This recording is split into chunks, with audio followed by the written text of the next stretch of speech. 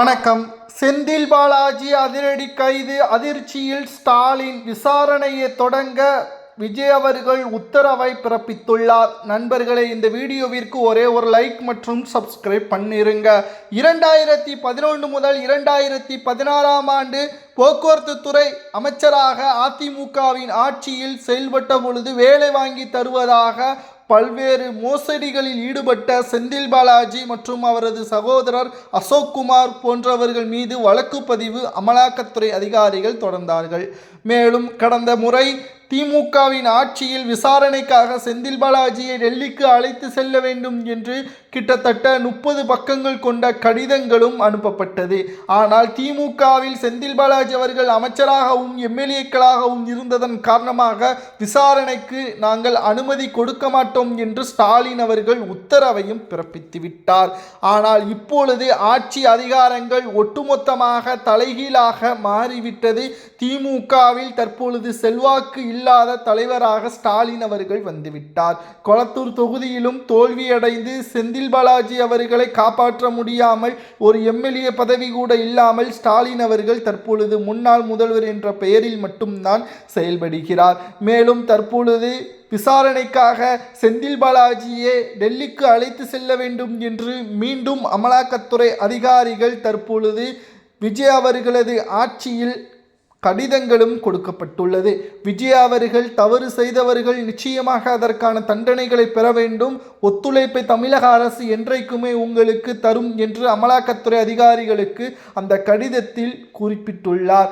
இதனால் எப்ப வேண்டுமானாலும் செந்தில் பாலாஜியை கைது நடவடிக்கை மேற்கொள்ளப்படலாம் அல்லது விசாரணைக்காக டெல்லிக்கு அழைத்து செல்லப்படலாம் என்ற தகவலும் வெளியாகியுள்ளது.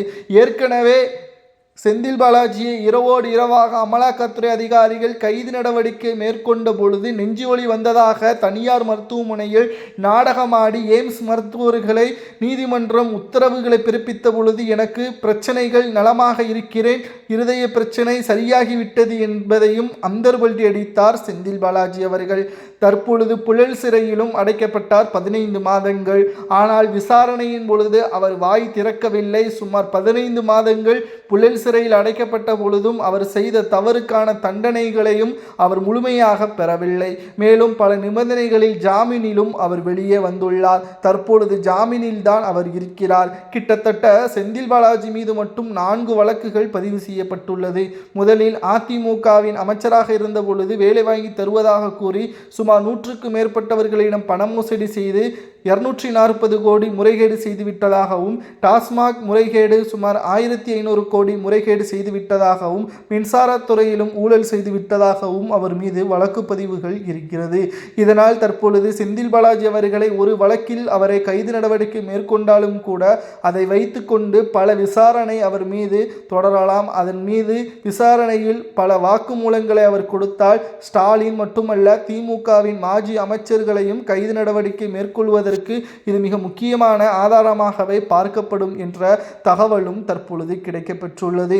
ஒட்டுமொத்த திராவிட முன்னேற்ற கழகத்திற்கும் மிகப்பெரிய ஒரு தலைவலியாக தற்பொழுது செந்தில் பாலாஜி அவர்களது கைது நடவடிக்கை மாறுமா என்ற பதற்றத்தில் தற்பொழுது திமுக இருக்கிறது.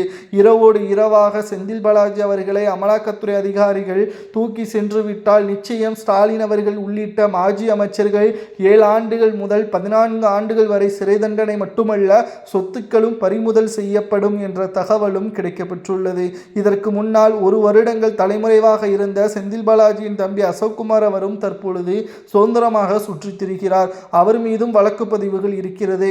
அவரையும் விசாரணைக்கு அழைத்து சென்றால் நிச்சயம் செந்தில் பாலாஜி அவர்கள் காத்து வந்த ஒட்டுமொத்த சொத்துக்களையும் அவர் இழக்க நேரிடும். கரூரில் பிரம்மாண்டமாக கட்டி வந்த பங்களாக்களையும் தற்பொழுது அமலாக்கத்துறையின் கட்டுப்பாட்டிலேயே இருக்கிறது. அந்த பங்களாவின் மதிப்பு சுமார் 280 கோடி, அதாவது 300 கோடி பக்கம் வருவதாகவும் தற்பொழுது தகவல்களும் கிடைக்கப்பெற்றுள்ளது. ஒட்டுமொத்த சொத்துக்களையும் காப்பாற்றுவதற்கு மீண்டும் திமுக ஆட்சி அமையும் என்று எதிர்பார்த்தார். ஆனால் அவரது எதிர்பார்ப்பு அங்கு மிகப்பெரிய ஒரு தோல்வியிலாகவே முடிந்துவிட்டது. மேலும் இரகசிய குறிப்புகளுடன் அமலாக்கத்துறை அதிகாரிகள் விஜய் அவர்களுக்கு கடிதங்களை கொடுக்கப்பட்டுள்ளது. முதல்வர் விஜய் அவர்களிடம் அமலாக்கத்துறை அதிகாரிகள் பென்டிரைவர் மூலமாக அனைத்து வாக்குமூலங்கள், ஆதாரங்கள் மற்றும் திமுக ஆட்சியில் செய்யப்பட்டுள்ள ஊழல்கள் அனைத்தும் அடங்கிய ஆவணங்களையும் பென்டிரைவர் மூலமாக முதல்வர் விஜய் அவர்களது டேபிளுக்கு சென்றுவிட்டது. இதை பார்த்து தவறு செய்தவர்களுக்கு நீங்கள் ஒத்துழைப்பு கொடுக்கக்கூடாது, மேலும் எங்களுக்கு ஒத்துழைப்பு தாருங்கள் என்று அமலாக்கத்துறை அதிகாரிகள் கேட்டுக்கொண்டுள்ளதாகவும் கூறப்படுகிறது. விஜய் அவர்கள் என்ன கூறினார் தெரியுமா? தவறுக்கு நான் எப்பொழுதுமே உடந்தையாக இருக்க மாட்டேன். மக்களால் தேர்வு செய்யப்பட்டவன் தான் நான். மக்களது வரிப்பணத்தை மக்களுக்காகவே செலவு செய்ய வேண்டுமே தவிர சொந்த பணமாகவோ சொத்துக்களாகவோ ஒருபோதும் யாரேனும் அதில் ஈடுபட்டால் அதற்கான தண்டனைகளை அவர்கள் நிச்சயம் அனுபவிக்க வேண்டும். அமலாக்கத்துறை அதிகாரிகள் தமிழ்நாட்டில் எப்போ வேண்டுமானாலும் விசாரணை நடத்தலாம். நிச்சயமாக நாங்கள் அதை முழுமையான ஒத்துழைப்பு கொடுப்போம். விசாரணையில் எப்போ வேண்டுமானாலும் செந்தில் பாலாஜியை சென்னையிலோ அல்லது டெல்லியிலோ அழைத்து செல்லலாம். முழுமையான பாதுகாப்புகளை நாங்கள் வழங்குவோம் என்று தற்பொழுது தலைமைச் செயலகத்திலிருந்து தகவல்கள் வெளியாகி இருப்பதாக அரசியல் ஊடகங்களில் இருந்து தகவல்கள் தற்பொழுது கிடைக்கப்பெற்றுள்ளது. செந்தில் பாலாஜி அவர்கள் போக்குவரத்து துறை அமைச்சராக இருந்த காலகட்டம் எது தெரியுமா? 2011 முதல் 2016 வரையிலான காலகட்டத்தில் போக்குவரத்து துறையில் வேலைக்கு பணம் பெற்றதாக கூறிதான் அவர் மோசடி வழக்கில் ஈடுபட்டார். அப்பொழுது ஜெயலலிதா அவர்கள் செந்தில் பாலாஜி அவர்களை பதவியிலிருந்து நீக்கினார். உடனடியாக அவர் டிடிவி தினகரனுடன் இணைந்தார். தற்பொழுது திமுகவில் இணைந்து கொண்டார். அவருக்கு அதிகாரம் இல்லை என்றால் அவரது ஒட்டுமொத்த செல்வாக்குகளும் இழந்தவதால் போல் மாறிவிடுவார். அவருக்கு கைது நடவடிக்கையும் மேற்கொள்ளப்படும். தற்பொழுது திமுகவில் அதிகாரம் இல்லாத காரணத்தினால் பயத்துடனே எப்பொழுதுமே இருப்பதாகவும் ஸ்டாலின் அவர்களையும் தற்பொழுது மிக மோசமான ஒரு இக்கட்டான சூழலில் சிக்க வைத்து விட்டார் சபரீசன் அவர்கள் மூலமாக. ஏனென்றால் சபரீசன் அவர்களுக்கு ஆசை வார்த்தைகளை கூறி பல கோடிகளை நான் பெற்றுத் தருகிறேன், எனக்கு உதவுங்கள் என்று கூறி டாஸ்மாகிலும் மின்சாரத்துறையிலும் ஒரு வருடத்தில் மட்டும் சுமார் 8500 கோடி வரைக்கும் பெற்று ஊழலாக பெற்றுக் கொடுத்துள்ளார். அதில் கமிஷனாக செந்தில் பாலாஜிக்கு பல கோடிகள் வந்துள்ளது. ஆனால் தற்பொழுது இதில் சிக்கக்கூடிய நபர்கள் யாரெல்லாம் என்று பார்க்கும்பொழுது சபரீசன், உதயநிதி, ஸ்டாலின் மற்றும் இன்னும் பல மாஜி அமைச்சர்கள் இருக்கலாம் என்றும் அரசியல் வட்டாரங்களில் கூறப்படுகிறது. செந்தில் பாலாஜியை விசாரிக்க முந்தைய திமுக ஆட்சியில் அனுமதி மறுக்கப்பட்ட நிலையில் தற்பொழுது விஜய் அவர்களது ஆட்சியில் அதற்கு மறுப்புகளை கிடையாது, எப்போ வேண்டுமானாலும் நீங்கள் விசாரணை நடத்தலாம் என்று ஆதாரங்களுடன் அவசர விசாரிப்பதற்கான ஆதாரங்களையும் தற்பொழுது அமலாக்கத்துறை அதிகாரிகள் சமர்ப்பித்துள்ளனர். முழுமையான ஒத்துழைப்பை நாங்கள் தருகிறோம், எப்போ வேண்டுமானாலும் விசாரணை நடத்துங்கள் என்று முதல்வர் விஜய் அவர்கள் தரப்பிலிருந்து தகவல்களும் கிடைக்கப்பெற்றுள்ளது. உடனடியாக செந்தில் பாலாஜியை கைது நடவடிக்கை மேற்கொண்டால் அதற்கான ஆதாரங்களையும் அமலாக்கத்துறை அதிகாரிகள் வெளியிட்டு நீதிமன்றத்தில் சமர்ப்பித்தால் ஒருவேளை செந்தில் பாலாஜி அவர்கள் செய்த தவறுகளுக்கு என்ன தண்டனை கொடுக்கலாம் என்பதை மக்களாகிய உங்களது கருத்துக்களை கூறுங்கள். மக்கள்தான் எஜமானர்கள் என்பதை இந்த ஆட்சியாளர்கள் மறந்ததன் காரணமாகத்தான் ஆட்சி இழந்த பிறகும் ஒவ்வொரு நாளும் பயத்திலே இருக்கிறார்கள். நேர்மையான ஆட்சியை நடத்தியிருந்தால் நிச்சயம் இவர்கள் நிம்மதியாக இருந்திருப்பார்கள் என்றும் பலரும் கூறி வருகிறார்கள். இதை பற்றி உங்களது கருத்துக்களை கமெண்ட் வாயிலாக கூறுங்கள். நன்றி, வணக்கம்.